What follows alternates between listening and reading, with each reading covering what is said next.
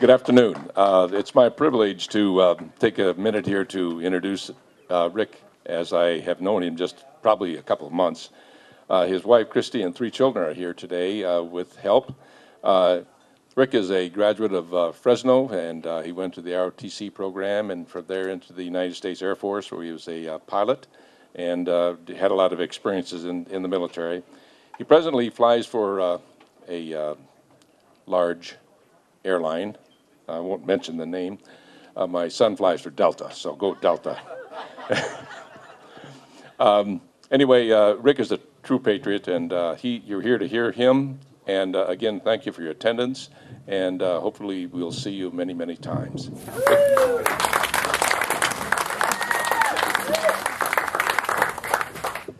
Hello, ladies and gentlemen. Wow, this is great. As Toby said, I am the Republican candidate for District 7 here in Benicia, running against George Miller. So, yeah, a lot of you voted for me. Thank you very much. And those who didn't, I'm looking for your vote later. But I am not here as a candidate today. Actually, Toby invited me a while ago, and I said, win or lose, I'll be there, Toby, because we believe in what we're doing. So I'm not here as a candidate today. I'm here as a patriot with you. And I wrote some notes down because so many of the things I want to say to you today are very important, and I don't want to miss any. So we'll go off that a little bit. But the first thing I want to start with is Proverbs 19:2. It warns us about having all zeal and no knowledge. In the pilot community, which as a United Airlines pilot, I am a part of, as well as the Air Force, we talk about having all thrust and no vector. Get it? All thrust and no vector? 28 years, U.S. Air Force. There you go. And we are gathered here today because we are tired of what we're seeing. We're tired of what's going on, and we are willing to do something about it. And as I look at the Tea Party movement and the participants in it, the patriots in it, that's how I define us. As people that are done sitting on the couch and are willing to take their American right to do something about it and get off that couch and come out here and do it. That's how I define the Tea Party. If you're a part of that, if you're willing to do something, you're a Tea Party patriot. Now, we can go into different issues and different philosophies all we want, but what we've all come together here to say is enough. We want things to change, and we're willing to do something about it. So welcome. Thank you so much for being a part of that. Thank you so much for being a patriot. Now I want to start off by saying not too long ago, 1776, there was a bunch of other Tea Party patriots, not too different from us today. They were tired of overreaching and oppressive government that was represented by King George III. Well, in our district, it's King George Miller, as we know. But really, it's a federal bureaucracy that has come unhinged from the constitutional precepts that were set down by those original Tea Party patriots. And we have gone too far from those precepts, those guidelines, to where now government is doing too much for too many.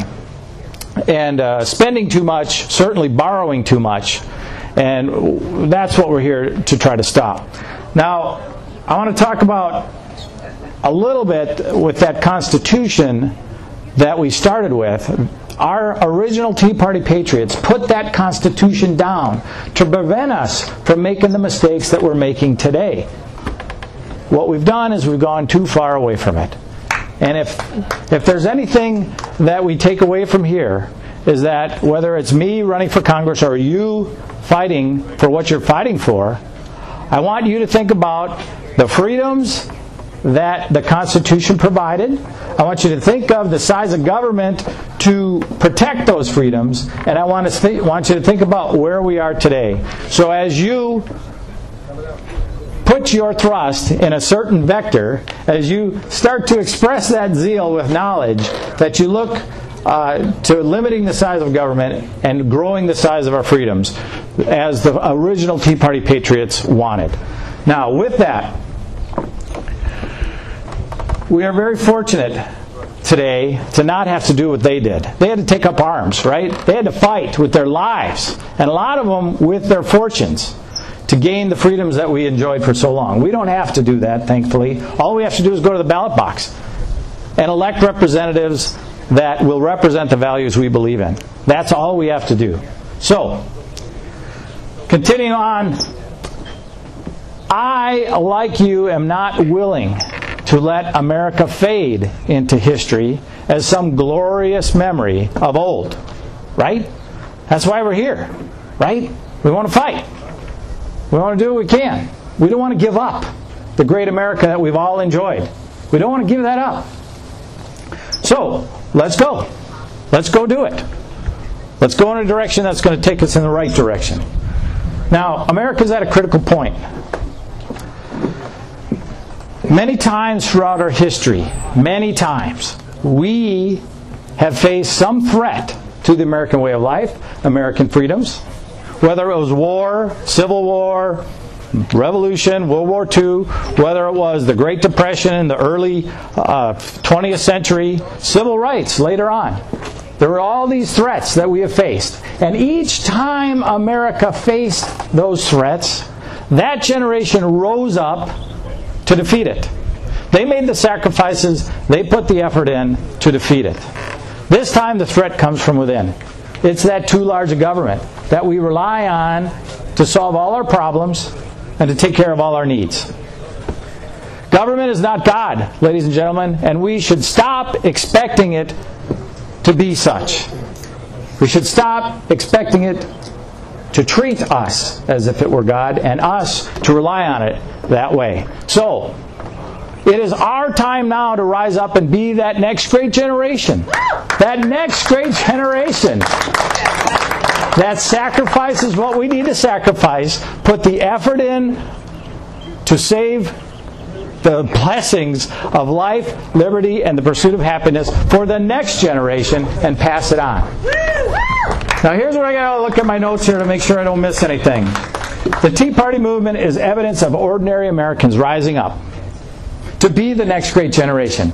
This movement right here, this thing that you are doing is evidence, and you've seen it across the country. I think I've been a Tea Party member since the 8th grade when I originally argued with my 8th grade social studies teacher, that Ronald Reagan was the right guy and Jimmy Carter wasn't. Wow. That was the first time I put my foot out and said, I want to do something about my country.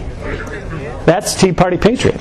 So I've been part of this movement a long time, but you see it all over the country. It's evidence that we are ready, we are tired, and we are going to do something about it. So I'm trying to encourage you right now. I'm not only trying to give you a vector, I'm also trying to encourage you that your efforts are very worthwhile in what you're doing and to not give up, ever.